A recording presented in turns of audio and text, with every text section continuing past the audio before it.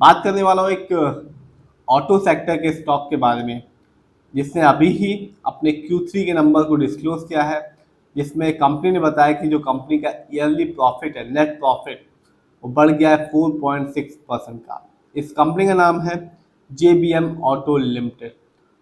ये वीडियो सिर्फ educational purpose है, ना हम कोई भी स्टॉक खरीदने की सलाह देते हो ना ही बेचने की।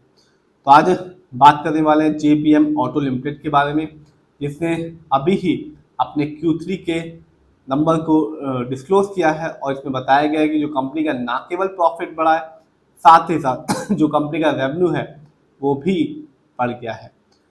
बात करें इस कंपनी के बारे में, यानी कि JBM ऑटो के बारे में, तो ये कंपनी बस को बनाती और बेचती है, स्पेयर पार्ट्स को भी बेचती है। और फ्राइडे को जब मार्केट बंद हुआ तो इस कंपनी का शेयर प्राइस था 564 रुपीज़ 5 पैसे का। और लास्ट फ्राइडे को इस कंपनी ने अपने शेयर होल्डर्स को मामूली सा रिटर्न निकाल के दिया 0.44% का। लेकिन कंपनी ने अभी ही अपने Q3 के नंबर को डिस्क्लोज किया है। इसमें कंपनी का ना केवल प्रॉफिट बढ़ा, साथ ही साथ कंपनी का जो रेवेन्यू है वो भी बढ़ गया है। मैं हमेशा कहता हूं कि आप किसी भी कंपनी में अपना पैसा लगाएं तो एटलीस्ट उस कंपनी के लॉन्ग टर्म रिटर्न को देखें, तभी किसी भी कंपनी में अपना पैसा लगाएं, क्योंकि लॉन्ग टर्म में ही कंपनी की जो रिटर्न की जो कहानी होती है वो पता चलती है। बात करें इस कंपनी की, जब मार्केट डाउन था, कह सकते हैं कि इस कंपनी ने भी अपने शेयर होल्डर्स को निराश किया।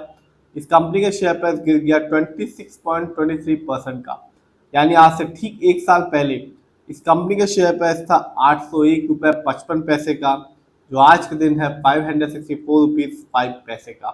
तो जिसने भी एक साल पहले एक अच्छा अमाउंट लगाया होगा, शेयर की एक अच्छी खासी क्वांटिटी खरीदी होगी, उसे तो निराशा हाथ लगी होगी, क्योंकि 801 रुपये 55 पैसे का शेयर प्राइस आज के दिन मिल रहा है 564 रुपीज़ 5 पैसे का। तो निराशा साफ हाथ लगी होगी। और इसमें कह सकते हैं कि कंपनी का कोई दोष नहीं है, मार्केट ही अधिकतर समय डाउन चल रहा था। लेकिन इस कंपनी ने 2020 से लेकर 2025 तक 5 साल में लॉन्ग टर्म में अपने शेयर होल्डर्स को बिल्कुल भी निराश नहीं किया।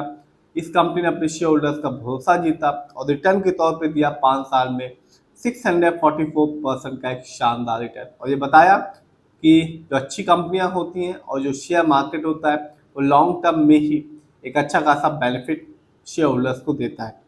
यानी आज से ठीक 5 साल पहले इस कंपनी का जो शेयर प्राइस था वो था 81 रुपीज़ 91 पैसे का, जो आज के दिन मिल रहा है 564 रुपये 5 पैसे का। तो जिससे भी 2020 में इस कंपनी में 81 रुपीज़ के हिसाब से एक अच्छा अमाउंट लगाया, आज उसे कंपनी ने उन सभी शेयर होल्डर्स को एक अच्छा बेनिफिट निकाला, क्योंकि आज के दिन 81 रुपीज़ का शेयर प्राइस 564 रुपीज़ 5 पैसे तक पहुंच गया है।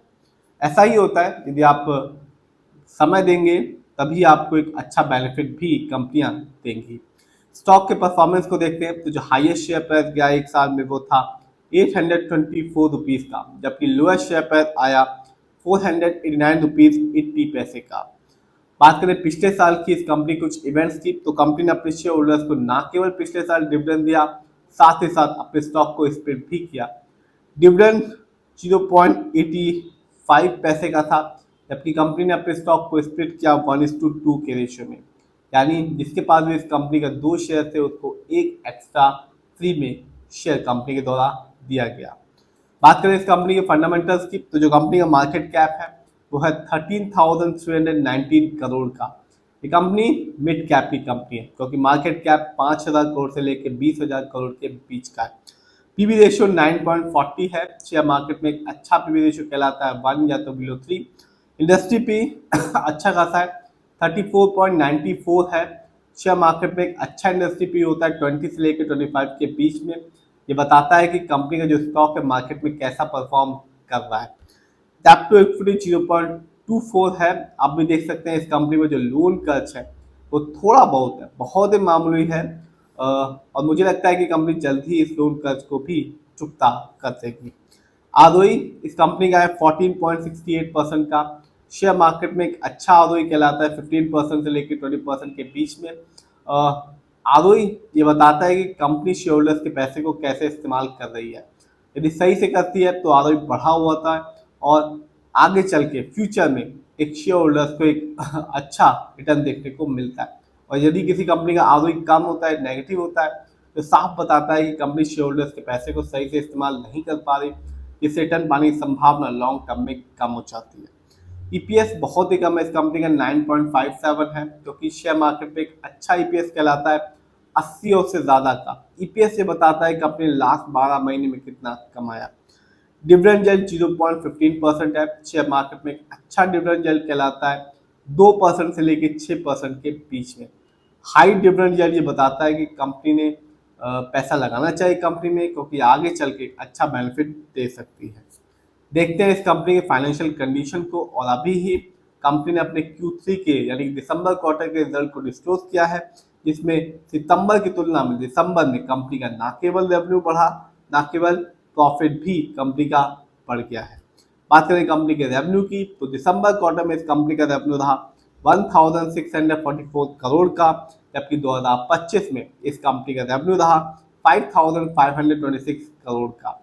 बात करें कंपनी के प्रॉफिट की, तो दिसंबर क्वार्टर में इस कंपनी का प्रॉफिट रहा 59.99 करोड़ का, जबकि 2025 में इस कंपनी का जो प्रॉफिट था ईयरली वो था 215 करोड़ का।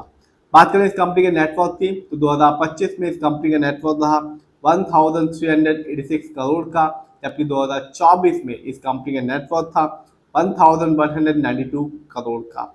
देखते हैं इस कंपनी के शेयर होल्डिंग पैटर्न को। तो JBM ऑटो का शेयर होल्डिंग पैटर्न ये बताता है कि प्रमोटर यानी कि इस कंपनी के जो ओनर्स हैं उनका पैसा विश्वास बहुत ज़्यादा लगा हुआ है अपनी कंपनी में।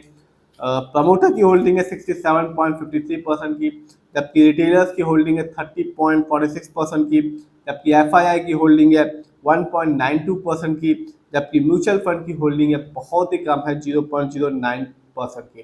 तो जो JBM ऑटो है अभी उसने अपने Q3 के नंबर को डिस्क्लोज किया है, जिसमें कंपनी का जो रेवेन्यू है सितंबर की तुलना में दिसंबर में बढ़ गया है, प्रॉफिट भी बढ़ गया सितंबर की तुलना में दिसंबर में। और यदि मैं ईयरली देखूं तो कंपनी का 2024 की तुलना में 2025 में जो रेवेन्यू है वो भी बढ़ गया है।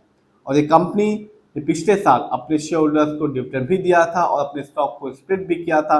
और यदि मैं लॉन्ग टर्म को देखूं तो कंपनी ने अपने शेयर होल्डर्स को 5 साल में 2020 से लेकर 2025 तक 644% का रिटर्न निकाल के दिया है। फिर भी आप जिस भी कंपनी के शेयर को खरीदें, खुद रिसर्च करें, एनालाइज करें, अपने फाइनेंशियल एडवाइजर की राय लें, तभी अपने पैसे को शेयर मार्केट में लगाएं।